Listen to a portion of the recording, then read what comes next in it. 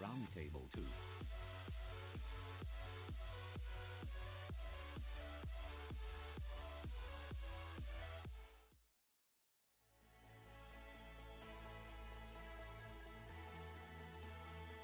Speech of the ICT Minister. 4G networks.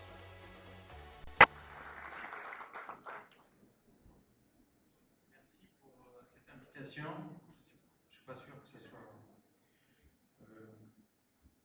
Alors, quand l'équipe organisatrice m'a appelé pour me proposer un tel sujet, la vérité c'est que c'était très compliqué pour moi de parler d'un sujet que je ne maîtrise pas beaucoup. Donc j'essaie de vous faire une présentation qui a de la valeur, qui apportera, j'espère, un peu d'éclaircissement sur l'avenir de cette technologie.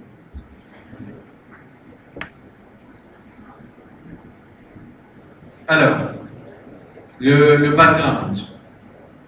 Donc cette présentation, elle est plutôt une présentation business. Quelle est la réalité aujourd'hui des opérateurs de télécommunications? La réalité, elle est que, de manière générale, ça c'est l'exemple des pays européens, qu'est-ce qu'on a vu? On a vu que leur chiffre d'affaires aujourd'hui est en train de baisser. Très clairement, ce n'est pas un secret, ce qui arrive en Europe arrive aujourd'hui chez nous. Donc, sur l'année 2013, notre chiffre d'affaires est en baisse. Donc le background est vraiment celui-là, c'est-à-dire qu'en fait, nous sommes dans un contexte où notre environnement, écosystème est en train de changer. Jusque-là, nous avons vécu sur une période plus faste où les marges étaient confortables et le business était en forte croissance.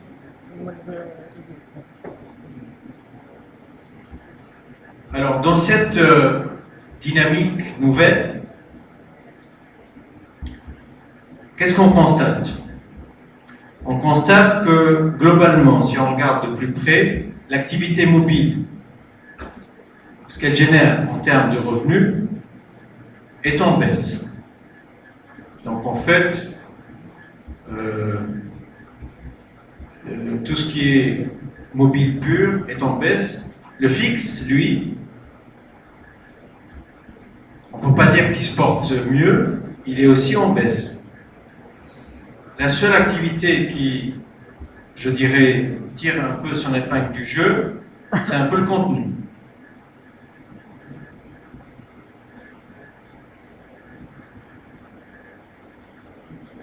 Alors,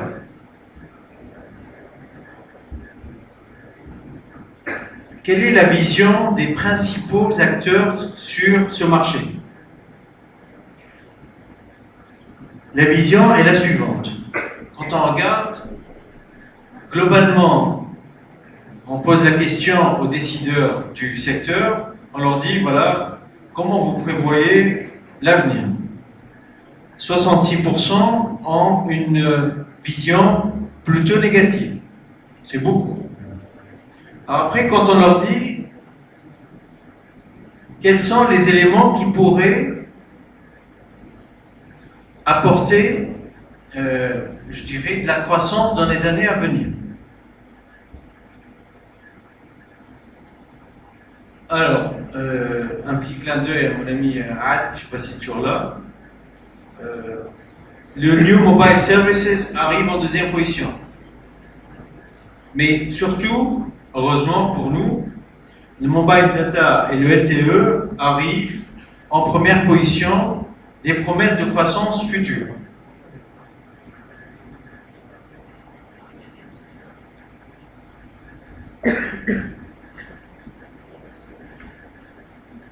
Alors, l'espoir, c'est le LTE. Alors, certains analystes prétendent que avec le LTE, on va pouvoir augmenter les ARPU. Les ARPU, c'est Average Revenue per User. Donc en fait, pour compenser nos pertes actuelles, on pense que le LTE pourrait nous apporter une croissance de nos revenus.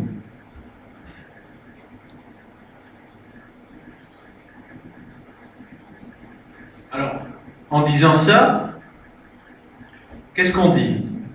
On dit qu'en gros, on va aller tous vers le LTE. Ça va faire plaisir à nos amis d'Ericsson et de NSN qui ont bien bossé. Et qu'est-ce qu'on voit? Effectivement, ça confirme ce qu'il disait, à savoir que beaucoup de pays sont aujourd'hui bien couverts en LTE. Ceci, bon, le ministre n'est pas encore là, donc on peut le dire. On est un peu en retard sur les autres pays, sur le LTE. Mais je vais vite fermer la parenthèse, sinon il va nous faire ça très vite.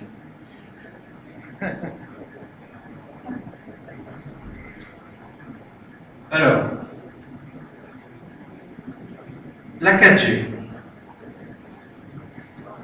Sur le graphe de droite, qu'est-ce qu'elle montre? Elle montre que le coût par gigabyte est plus bas avec la 4G qu'avec la 3G. Donc ça, c'est bien. Ça veut dire que pour les opérateurs, aller vers la 4G permet d'avoir des coûts plus bas. Par contre, le hic de tout ça, c'est que aujourd'hui, la LTE présente un problème d'écosystème. C'est-à-dire qu'aujourd'hui, la pénétration en termes de handset LTE est faible. Ça, c'est un gros problème. À titre d'exemple, je vois que mon ami d'Orange est présent, mais ça ne va pas m'empêcher de dire ce que je vais dire. Sur notre base abonnée aujourd'hui, jusqu'à la semaine dernière, le taux de pénétration des handsets 3G sur notre base était de 13,5%.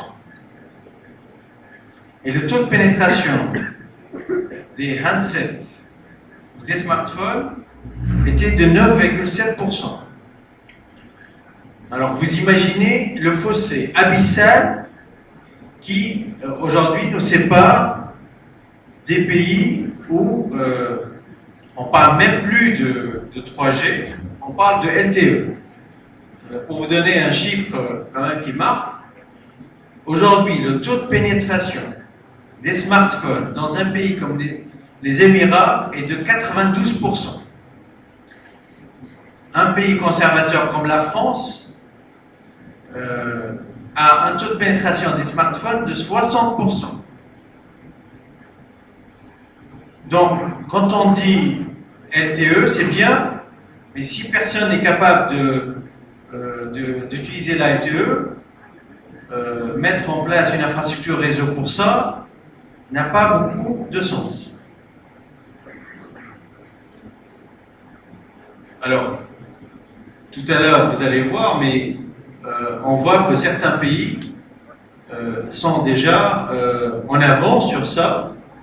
La Corée, les États-Unis, très clairement, sont largement en avance par rapport à beaucoup d'autres pays. Et c'est normal, ce sont des leaders en général dans l'adoption de la technologie. Mais pas que. Beaucoup de pays européens sont dessus et ça avance avec une vitesse importante. Vous allez remarquer, plus on va vers le nord, plus la technologie est adoptée plus facilement.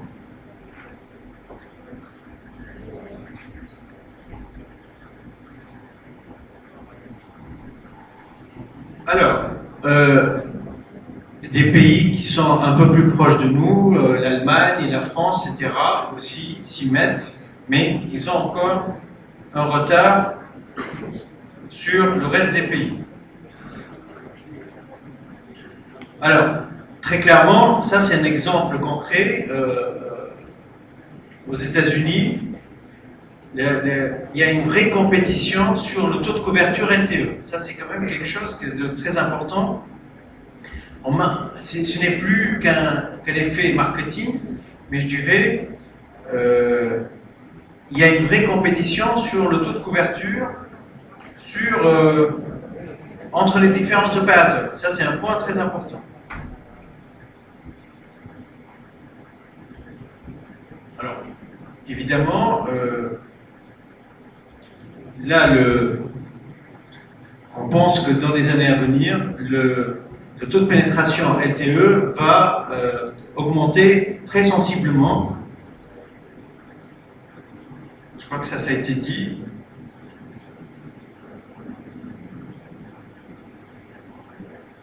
Alors, les opérateurs dans cet écosystème, ils vont devoir faire du LTE, mais ils doivent aussi utiliser des choses pour améliorer leur coût d'exploitation. Alors, plusieurs alternatives, hein.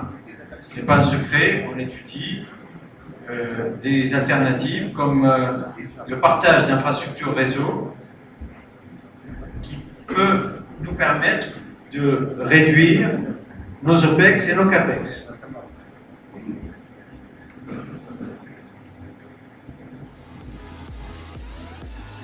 Il y a d'autres alternatives comme la combinaison des réseaux mobiles avec les Wi-Fi hotspots ou encore les FM2.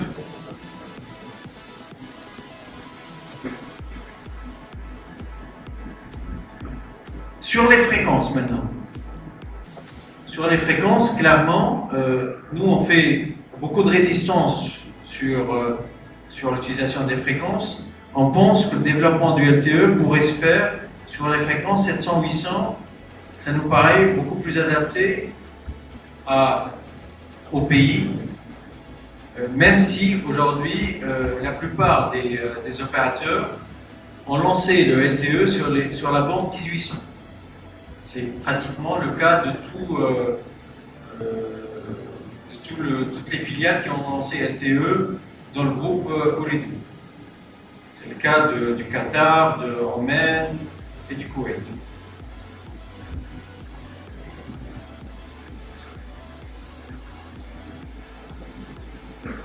Alors, la 4G.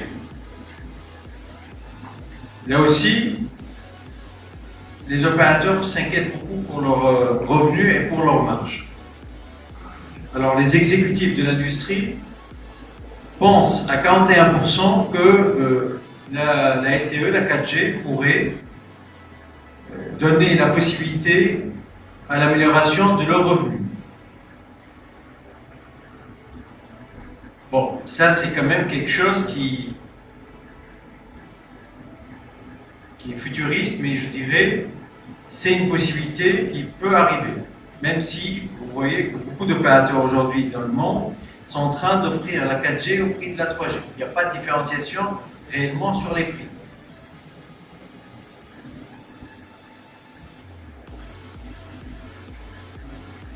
Une autre question pertinente, c'est est-ce que la LTE permet de donner un élément de différenciation aux opérateurs? C'est-à-dire que si moi, je suis le seul à avoir la LTE, est-ce que je peux capter plus d'abonnés que les autres? Si, par exemple, Tunis Telecom lance en premier la LTE, est-ce qu'ils vont pouvoir grappiller des points de market share? Alors, beaucoup, je dirais, d'exécutifs répondent par l'affirmative. À 63%, ils pensent qu'à court terme, ça peut être un élément différenciant. Mais sur le long terme, évidemment, ça va s'équilibrer et il n'y a pas de raison que, en fait, les autres vont suivre ce modèle-là.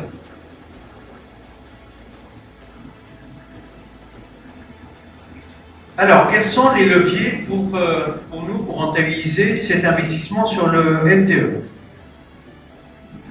Bon, tout d'abord, le premier point, c'est les structures tarifaires.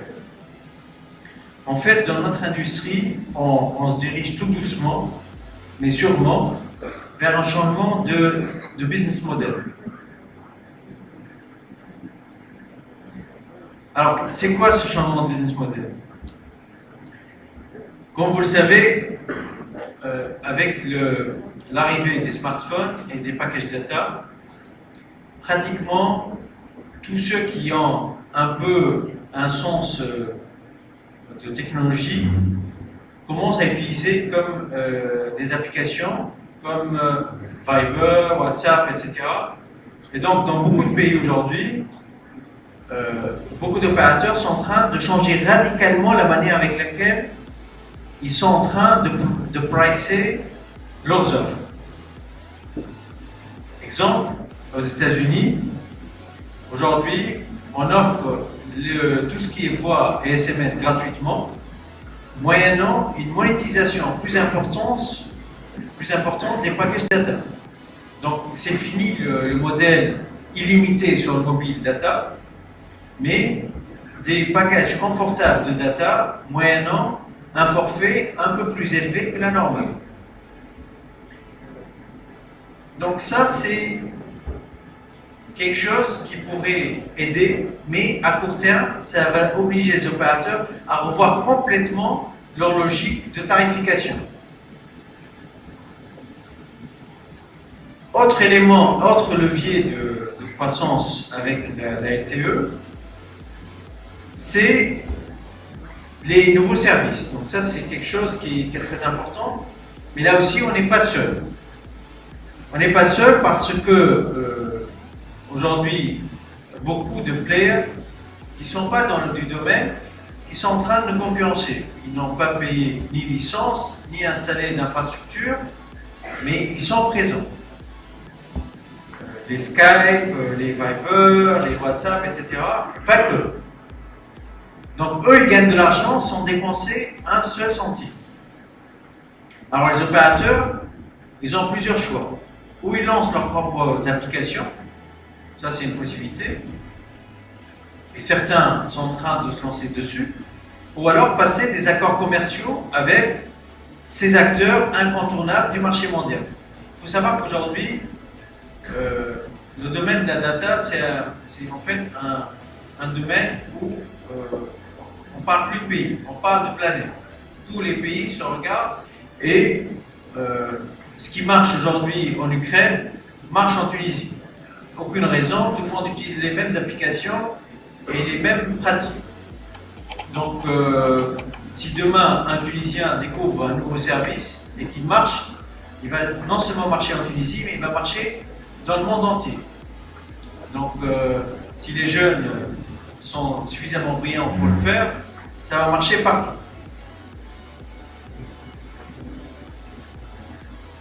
Le troisième levier pour la croissance des opérateurs, c'est en fait l'efficacité. J'en ai parlé, c'est important qu'on puisse acheminer plus de trafic tout en gardant nos coûts sous pression. Ça, c'est un point qui est important pour nous si nous voulons continuer à avoir des entreprises rentables et qui puissent investir dans le futur.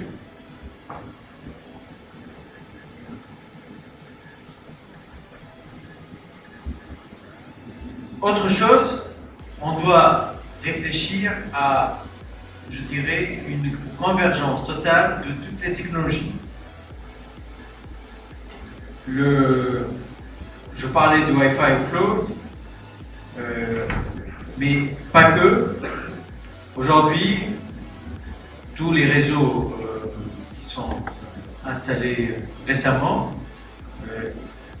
on parle de single RAN, on parle d'économie d'énergie parce que on peut de manière dynamique contrôler la consommation en fonction de la capacité utilisée et non de la capacité installée.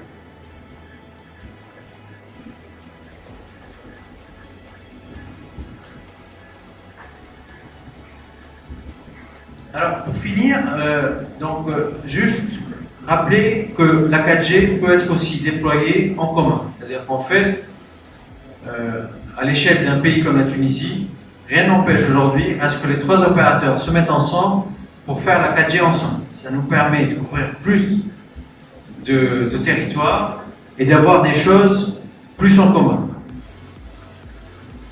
Voilà pour ce que je voulais vous présenter. J'espère que ça a été utile pour vous. Je suis prêt à répondre à vos questions. Mais je dirais en conclusion, pour la Tunisie,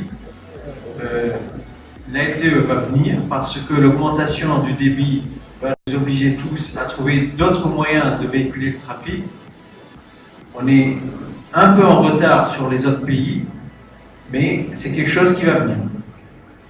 Voilà, merci.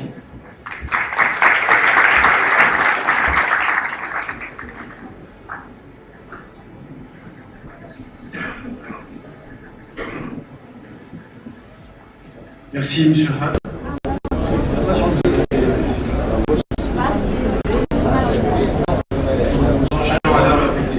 Tal Saïd, directeur de planification, d'optimisation et planification des réseaux chez Télécom Tunisie.